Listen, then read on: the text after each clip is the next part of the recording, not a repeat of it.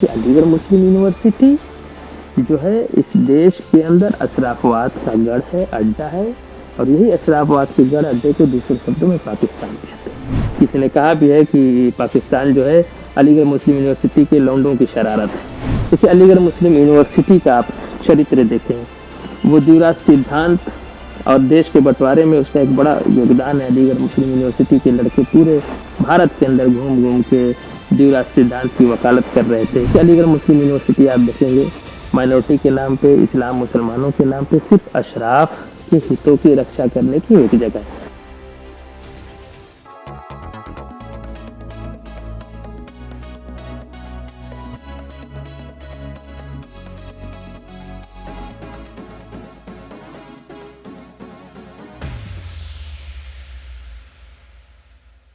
अलीगढ़ मुस्लिम university को भी चर्चा करना चाहूँगा। जैसे अलीगढ़ मुस्लिम यूनिवर्सिटी का आप चरित्र देखें, वो द्विराज सिद्धांत और देश के बंटवारे में उसका एक बड़ा योगदान है। अलीगढ़ मुस्लिम यूनिवर्सिटी के लड़के पूरे भारत के अंदर घूम घूम के द्विराज सिद्धांत की वकालत कर रहे थे। ये वही वक्त था जब आसिम जहरी के नेतृत्व में जमात मोमिन कॉन्फ्रेंस ने पूरा द्विराज सिद्धांत दो कौमी नजरिए का विरोध किया।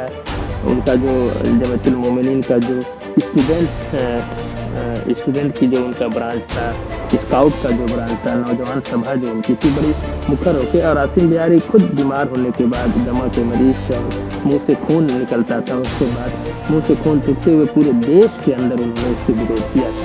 लेकिन अलीगढ़ मुस्लिम यूनिवर्सिटी के लड़के जो है, किसी ने कहा भी है कि पाकिस्तान जो है अलीगढ़ मुस्लिम यूनिवर्सिटी के लौंडों की शरारत है। तो घूम घूम के पाकिस्तान के लिए माहौल बनाना, तो पूरा द्विराज सिद्धांत का गढ़ था अलीगढ़ मुस्लिम यूनिवर्सिटी। और एक झूठ प्रचारित किया जाता है कि वहाँ से ये फ्रीडम फाइटर निकले, वो फ्रीडम फाइटर निकले। ऐसी बात नहीं है, उसी की सत्यता की जांच कर रहे हैं, उसी को समझने की कोशिश कर रहे हैं। जैसे अलीगढ़ मुस्लिम यूनिवर्सिटी आप देखेंगे माइनॉरिटी के नाम पे, इस्लाम मुसलमानों के नाम पे सिर्फ अशराफ के हितों की रक्षा करने की एक जगह। ये अलीगढ़ मुस्लिम यूनिवर्सिटी एक पाकिस्तान है हमारी छाती के अंदर। जैसे सरदार वल्लभ भाई पटेल ने कहा था कि हैदराबाद की वो रियासत थी जिसमें आज की जो MIM पार्टी है, उस वक्त उसकी थी मजलिस इत्तेहादुल मुस्लिमीन, वो झंडा लिए हुए थे कि नहीं हम एक अलग बनाएंगे और वो हमारा हैदराबाद एक अलग होना चाहिए। खैर एक लंबी कहानी है क्या हुआ MIM, और MIM आज भी फिर उसी रास्ते पर चल रही है। जैसे हमने उस वक्त उसका विरोध किया था पसमानदा आंदोलन में, हम आज भी पसमानदा आंदोलन वैसी के और MIM के विरुद्ध, उनके मुस्लिम सांप्रदायिकता के विरुद्ध पूरी मजबूती के साथ खड़े। तो जहाँ तक अलीगढ़ मुस्लिम यूनिवर्सिटी की बात है, तो उसकी जड़ में वही चीज़ें हैं, वही अशराफवाद है, वही अशराफ के सत्ता वर्चस्व को मेंटेन करने की बात है। तो आज भी वहाँ पे उसकी फिजा में, उसकी आबो हवा में वही चीज़ है। इस्लाम मुसलमानों के नाम पे वहाँ पर सिर्फ अशराफ के हितों का ही साधन है। अब कैसे होता है इसको कोई चीज़ नहीं समझती। एक तो देखिए वो एक ऐसी यूनिवर्सिटी है, मेरा एक आर्टिकल है रद्द सकते हैं जिसमें मैंने बहुत डिटेल चीज़ से चर्चा की, आप वहाँ उसको देख सकते हैं। मैं थोड़े से शॉर्ट में उस बात को कहता हूँ कि एक तो वहाँ किसी तरह का जो सामाजिक न्याय की परिकल्पना में जो हम आरक्षण हम लेते अपलिफ्ट करने के लिए जो हमारे आरक्षण, वो एक ऐसा इंस्टीट्यूट है जहाँ पूरी दुनिया में कोई ऐसा ही शिक्षण संस्थान नहीं होगी जहाँ इतने तरह का रिजर्वेशन है। 1000 तरह का अलीगढ़ मुस्लिम यूनिवर्सिटी में आरक्षण आपको मिलेगा। इंटरनल का आरक्षण, स्टाफ का आरक्षण, पूरा जो छात्र है उनका आरक्षण, ये आरक्षण, वो आरक्षण, दुनिया भर का आरक्षण। और ये कहते कि नहीं हमारे आरक्षण नहीं है साहब, तो आरक्षण तो है। अब वो आरक्षण का पूरा ताना बाना आप देखेंगे इस तरह से है कि ताकि अशराफ के ही बच्चे वहाँ पहुँच सके और अशराफ के ही लोग टीचिंग स्टाफ में जो है, स्टाफ है, जो मैनेजमेंट है, इनका एक कोर्ट भी है। मैं समझता हूँ 300-350 के आसपास मेंबर हैं उस कोर्ट में, और वही यूनिवर्सिटी के पूरे एडमिनिस्ट्रेशन पे प्रभावी है डिसाइड। इवन VC कौन आएगा इसके लिए भी कोर्ट का अप्रूवल जरूरी जान पड़ता है किस तरह से जो है बात। अगर वो जब अल्पसंख्यक यूनिवर्सिटी इसकी पड़ताल कर लेते हैं कि अल्पसंख्यक का क्या मतलब। अल्पसंख्यक यूनिवर्सिटी तो आज तक वहाँ कोई पारसी, कोई जैन, कोई यहूदी, कोई ईसाई क्यों नहीं VC हो पाया। तो ये सिर्फ अल्पसंख्यक नाम पे मुसलमान और मुसलमान नाम में इस्लाम के नाम पे अशराफ की होता ही होता है। तो मैं आरक्षण की बात करूँ, दुनिया जहान की हर तरह का वहाँ आरक्षण मिलेगा, लेकिन जो सामाजिक न्याय की परिकल्पना में जो आरक्षण है, ओबीसी, एससी, एसटी का, जो तमाम तरह के सेंट्रल यूनिवर्सिटी और राज्य सरकार और प्रदेश सरकार और केंद्र सरकार की जो उस यूनिवर्सिटी जो चल रही है उसमें आप इस तरह का आरक्षण मिल जाएगा, लेकिन वहाँ पे नहीं।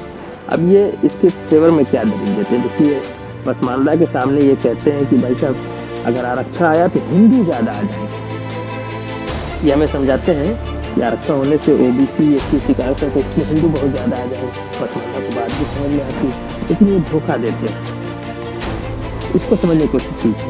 एक तो सामाजिक न्याय की परिकल्पना के आधार पर जो वंचित समाज है उसके अपलिफ्ट की बात है शिक्षा में, उसके लिए अलीगढ़ मुस्लिम यूनिवर्सिटी रोकती है। हमारे टैक्स से हमारे ही कर जो हम देते हैं उससे यूनिवर्सिटी चलती है और हम ही को वहाँ पढ़ने के लिए नहीं पढ़ने के लिए ऐसा सिस्टम बना कर रखा है कि वहाँ पहुँच नहीं पाते। इक्का दुक्का लोग जो 19 की जगह 22 होते हैं वो पहुँच जाते हो, स्टडी भी कर लेते, वो एक अलग बहस का मुद्दा हो सकता है। लेकिन अब देखिए, पहले तो हमें पसमानदा को समझाता है कि हिंदू मिल जाएंगे, उसके बाद जो है ये इस्लाम को ओबीसी, एससी, एसटी का आरक्षण खत्म कर देता है। लेकिन अब पसमानदा भी बात समझता है, पढ़ता है। देखिए, ओबीसी और एसटी के आरक्षण में पसमानदा आता है। तो अगर जब ओबीसी और एसटी का आरक्षण वहाँ लागू हो जाएगा, जो भारतीय न्याय सामाजिक न्याय की परिकल्पना के आधारित जो आरक्षण वहाँ लागू होता है, तो किसका फायदा होगा? पसमानदा, क्योंकि 90% कुल मुस्लिम आबादी का पसमानदा 90% होता है। तो 90% ये जो है वहाँ फायदा। मुस्लिम यूनिवर्सिटी के नाम होने पे मुस्लिम भी ज़्यादा वहाँ मोबिलाइज होते जाते हैं। तो जब इनको जगह मिलेगी तो ज़्यादातर 90% पसमानदा का फायदा। ये चाहते नहीं कि पसमानदा का फायदा हो, अशराफ वर्ग ही वहाँ पे रहे। तो ये आप जो है उन्होंने इस तरह का सिस्टम बना रखा है समझाने का। अब बात मैं जल्दी ख़त्म करने की कोशिश करूँगा। एक आरटीआई के ज़रिए से मैं इस पूरे का जो है आपको मैं सामने रखता हूँ। आरटीआई की रिपोर्ट है, उसका डिटेल भी आपको डिस्क्रिप्शन में मिल जाएगा। ये 2017-18 सेशन जो था उसमें कुल छात्र जो है 10,387 छात्र थे इनके पास, जिसमें से ओबीसी छात्र जो है 1,813, शेड्यूल कास्ट जो छात्र थे 143 और एसटी छात्र थे 39। तो आप लगा सकते हैं, यहाँ तो किसी परसेंटेज को आप देख भी नहीं सकते हैं कि कितना ज़्यादा परसेंटेज, यानी 8,000 से भी ज़्यादा जो है, अगर 8,000 ऐसे माने तो 80% से भी ज़्यादा वहाँ पे जो है जनरल लोग जो अशराफ लोग हैं वो है।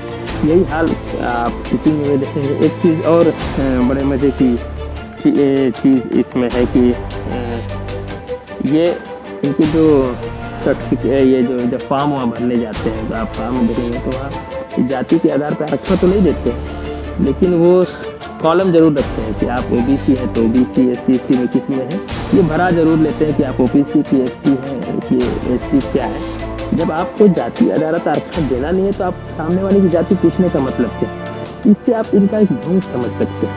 एक और आरटीआई है जो वहाँ के जो स्टाफ के रिगार्डिंग है कि जो प्रोफेसर जो हैं, प्रोफेसर आप वहाँ देखेंगे तो जनरल प्रोफेसर जो है जनरल कैटेगरी के जो है 4,446 है, ओबीसी मात्र 16 है, शेड्यूल कास्ट मात्र 1 है और शेड्यूल ट्राइब में कोई नहीं है।